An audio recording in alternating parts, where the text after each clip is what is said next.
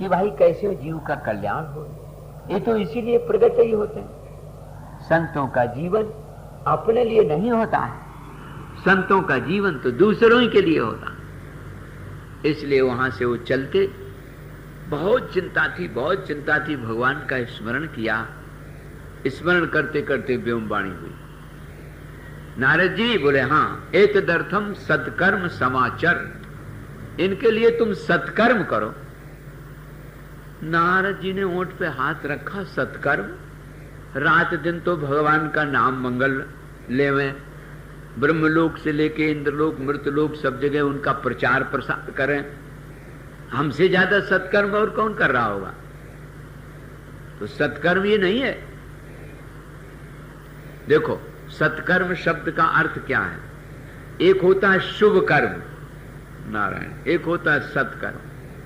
सत्यस्य विद्यमान परमात्मनः कृते जत कार्यम यह पुरुषार्थः। जो विद्यमान परमात्मा के लिए अपनी आत्मा के रूप में पहचान करने के लिए पुरुषार्थ किया जाता है, याद रखो, उसको कहते हैं सत्कर्म। बाकी शुभ कर्म है।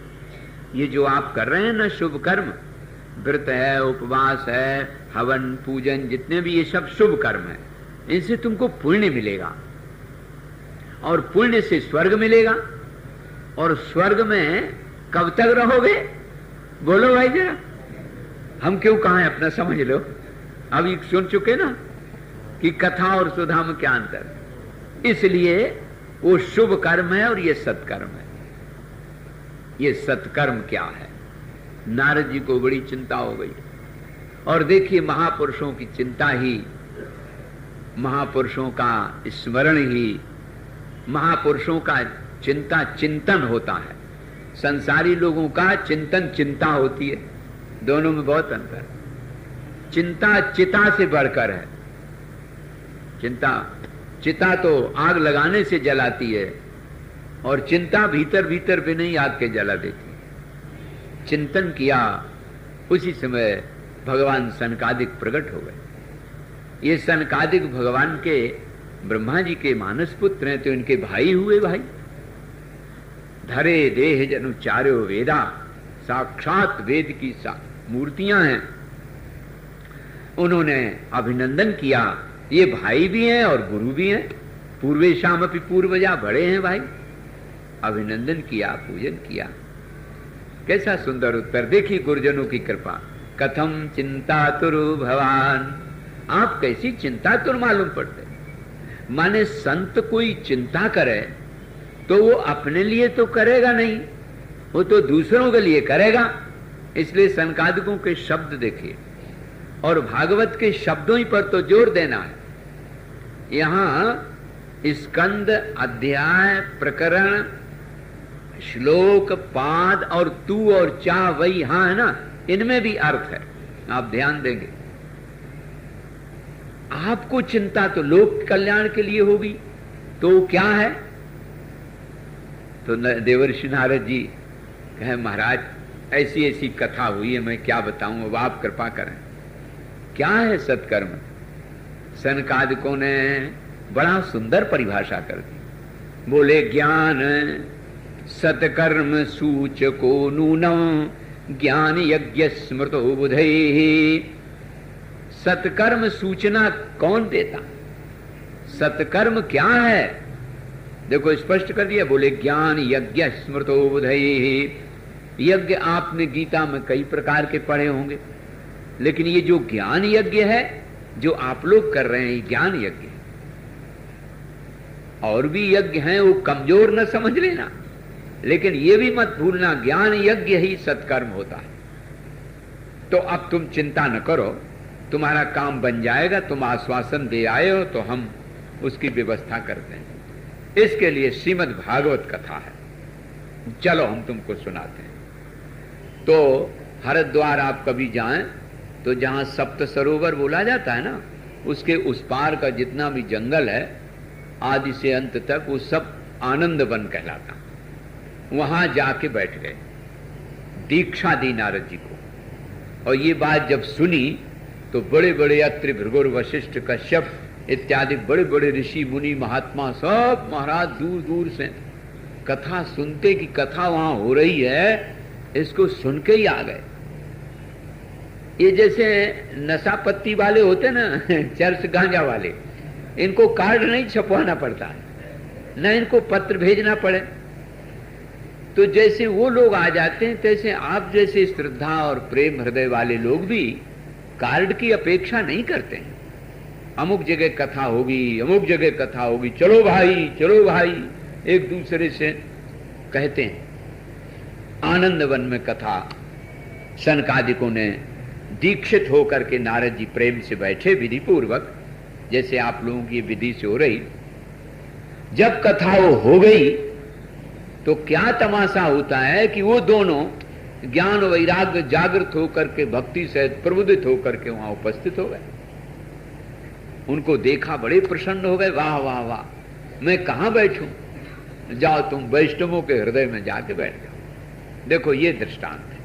अब देखो इसकी बात, मैंने क्या निवेदन किया कि आप सबके हृदय में ज्ञान और वैराग्य है, लेकिन जागृत नहीं है।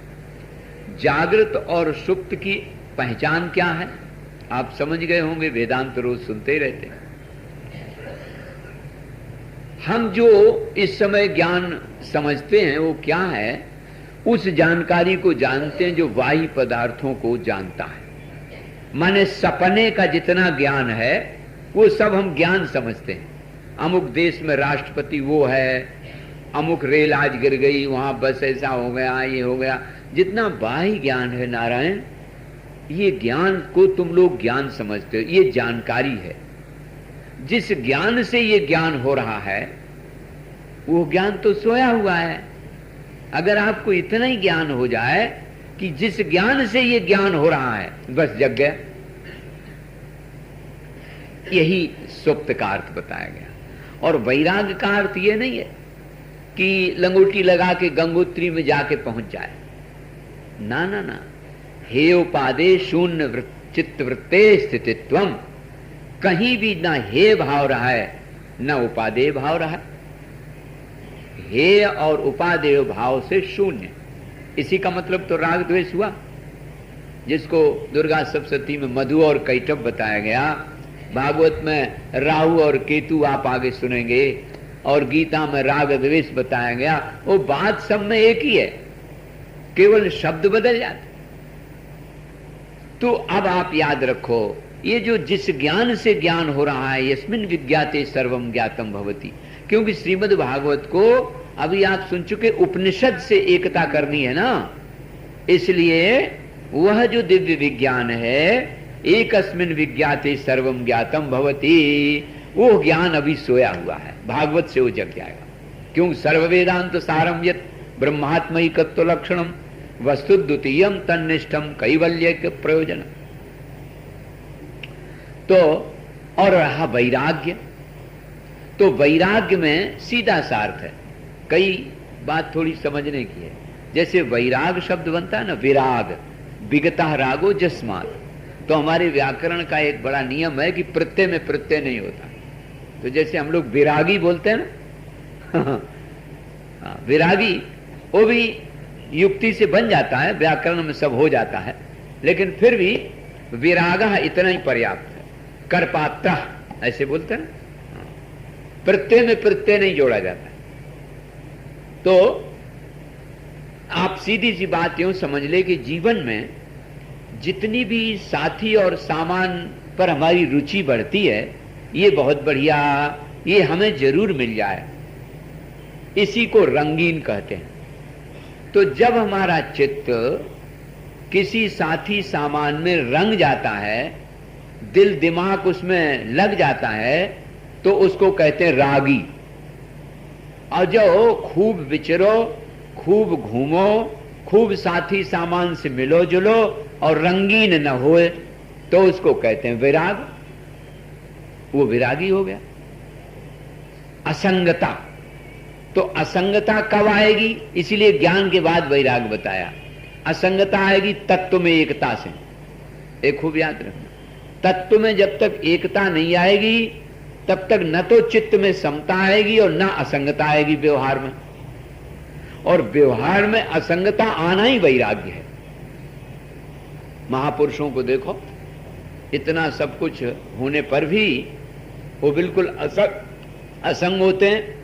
तो तत्व में एकता, बोलो, तत्व में, चित्त में समता, व्यवहार में असंगता, इसको व्यवहार, इसको वैराग्य कहते हैं। देखो, समझ समझ के करना है ना ये भागवत कथा। तो ज्ञान और वैराग्य जागृत हुए भागवत से। अब आप ये भी अंदाज लगा चुके होंगे कि लोग कहते हैं ज्ञान बड़ा कि भक्ति बड़ी। ये तो मां है ना। तो जो मां है, यदि मां नहीं है तो बेटा कहां से आ जाएंगे? अच्छा, बेटा ही नहीं है तो मां का क्या अस्तित्व है भैया? मां तो तब बनेगी जब बेटा होंगे। इसका मतलब ये हुआ कि एक दूसरे के पूरक हैं। भक्ति व्यवहार सत्ता है, ज्ञान पारमार्थिक सत्ता है। इसमें दोनों में कोई अंतर नहीं लोड़ना चाहिए। तो अलग अलग सत्ता है तो विरोध कैसा? ये शुरू में ये बात बताई गई जिससे किसी के मन में न आवे कि भक्ति बड़ी कि ज्ञान बड़ी।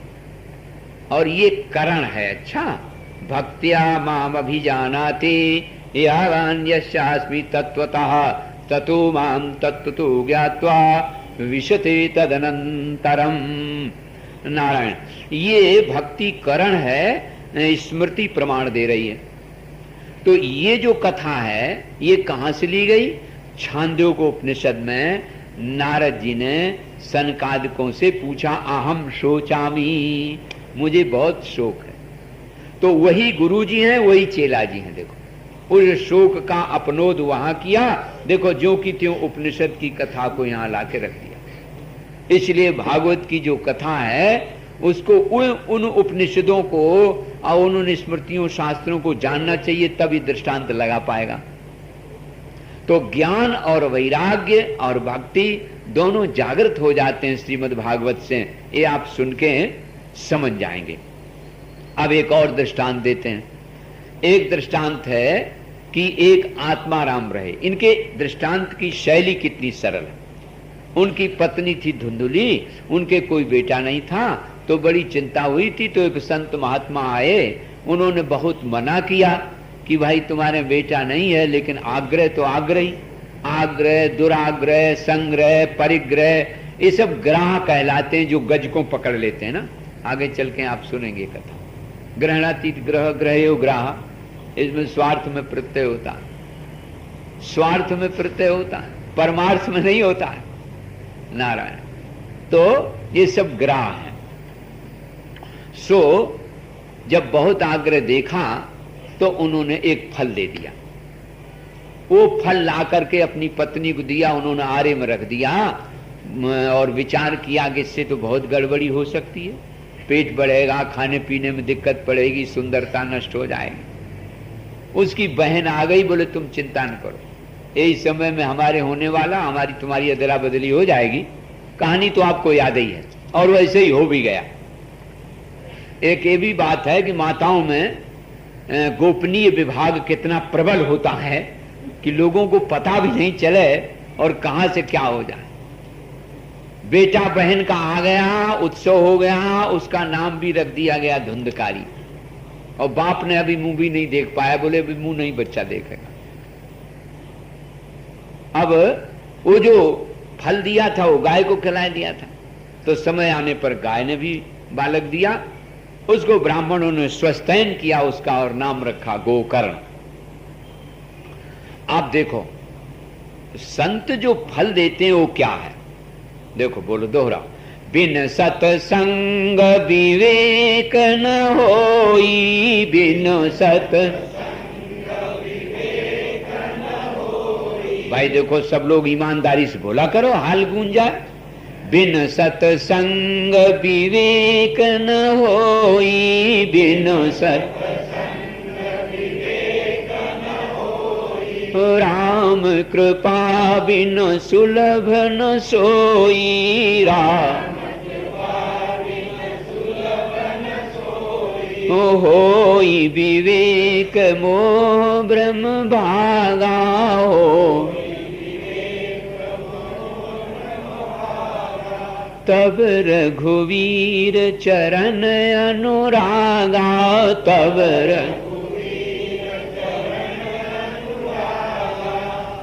तो याद रखो, संत महात्मा महापुरुष भागवत में बार बार ये कथा आएगी। कुछ इसके संकेत कोड वर्ड जैसे आपके यहाँ होते हैं ना, ऐसे पुराणों के भी कोड वर्ड हैं। जैसे पत्नी शब्द जहां कहीं आता है वहां बुद्धि के अर्थ में है, और पुत्र जहां कहीं आएगा वहां विवेक के अर्थ में है, और फल जहां कहीं भी आएगा संत का वहां सत्संग का फल कोड वर्ड है।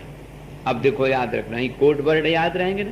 जैसे आप एसटीडी मिलाते हैं ना, तो कहते हैं उसका कोड बताओ तो आ जाएगा, ऐसे आप एसटीडी मिलाएंगे नारायण। तो संत फल देते हैं, और संत का फल क्या बताया? हाँ बोलो भाई, सत्संग, भूलना नहीं। सत्संग ही संत का फल है। और सत्संग क्या देता है? बिन सत्संग विवेक न हो। जीवन में विवेक का उदय संत के संग से होता है, और विवेक का जब उदय हो जाता है, याद रखो, तो विवेक में सबसे बड़ा गुण यह है कि वो तुम्हारे भूत के शोक को, भविष्य के भय को और वर्तमान के मोह को तुरंत नष्ट कर देता है। श्रीमद् भागवत के महात्म्य में आया, शोक मोह भयापहा, तीनों का आ गया। शोक भूतकाल का, मोह वर्तमान का, और भविष्य का भय, तीनों को नष्ट करने वाली ये भागवती कथा है, भक्ति है। शोक मोह भयापहा। तो अब संत का फल हुआ सत्संग, और वह सत्संग क्या काम करता है? बोले तो सत्संग जब दिया था तो उसको धुंधकारी क्यों मिला? तो बोले जब ग्रहण किया हो तब ना। धुंधुली, अभी मैंने बताया कोड वर्ड, पत्नी का क्या बताया? बोलो बुद्धि, शाबाश। और पुत्र का विवेक, और फल का, हाँ ये कृपा करके याद रखेंगे ना तो फिर तुरंत फोन मिल जाया करेगा। ये कोड वर्ड है। हाँ। संत महापुरुष संग देते हैं, लेकिन प्यारे जब कोई ग्रहण ही न करे तो क्या किया जाए? धुंधुली तो हिंदी शब्द है, आप जानते हैं ना। पहले, अब तो आप लोग बंबई में बैठे भाई, आपको क्या पता। ये जो लालटेन का शीशा होता है ना, इसमें धुआं भर जाता था, तो उसको धुंधुली कहते हैं। तो उसमें गीले कपड़े को करके उसको फिर सफेद कपड़े से साफ करते थे, तब वो स्वच्छ प्रकाश देता था। ऐसे बुद्धि भी जब धुआं जाती है ना, प्रज्ञा मांद्यम कुतर्कश्च विपर्य दुराग्रह विषया शक्ति रित्तेते प्रतिबंधा प्रकृतिता। 5 लक्षण जो शास्त्र में दिए, वही 5 लक्षण धुंधुली में। लोकवार्ता रता क्रूरा प्रायशा बहुजल्पिका, शूरा च गृह कृत्येषु। ये 5 लक्षण जो बुद्धि में होना चाहिए। एक तो कमजोर बुद्धि, कुतर्क, लोकबात में लगी रहे, दुनियादारू की बातन में लगी रहे, और क्रूरा, कठोर हो। ये 5 लक्षण दिए, देखो बिल्कुल संगति मिल गई। तो जब प्रज्ञा जगी नहीं होती है नारायण, तो अब बताइए सत्संग बेचारा क्या करे और संत बेचारा क्या करे? संत ने तो बात सुनाई, और ये कान में आई, ये कान में निकल गई। कुंभकर्ण के कान में बंदर जाते थे, बानर, इस कान में जाते तो मुंह होके निकल पड़ते थे। तो कुंभकर्ण माने होता है अहंकार। दूसरों को जो सुना भी तो दूसरों को सुनाई दिया, यहां से गया यहां निकल गया, तो रहा नहीं ना। इसलिए उसका भाई क्या दोष?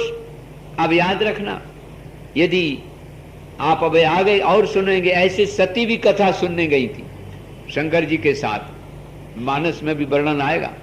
सती जी गई थी, कुंभज ऋषि ने कहा कि भगवान श्री राम का अवतार हो गया, बैठी नहीं बराबर, और जब अवतार का दर्शन हुआ, भगवान शंकर ने प्रणाम किया तो इन्हें संदेह हो गया। तो माताओं को तो हम पूज्य समझते हैं, बचपन से हम एक ऐसे स्थान पर रहे, दतिया, वहां शक्ति पीठ है, झांसी और ग्वालियर के बीच बहुत बड़ी तंत्र पीठ है, प्रसिद्ध है। तो वहां छोटी छोटी कन्याओं को से लेकर के बड़ी माताओं को सब मां के रूप में ही मानते, पूज्य मानते, और इनमें गुण भी बहुत हैं। लेकिन इसमें भागवत में जो दृष्टांत दिए गए हैं, आपको आश्चर्य लगे, हर स्कंद में देवियों के दृष्टांत हैं। भागवत शुरू हुई इन्हीं के दृष्टांत से, क्योंकि भक्ति मां के ही तो ज्ञान वैराग्य प्रकट हुए भाई, शुरू तो वहीं से हुआ। इसलिए आप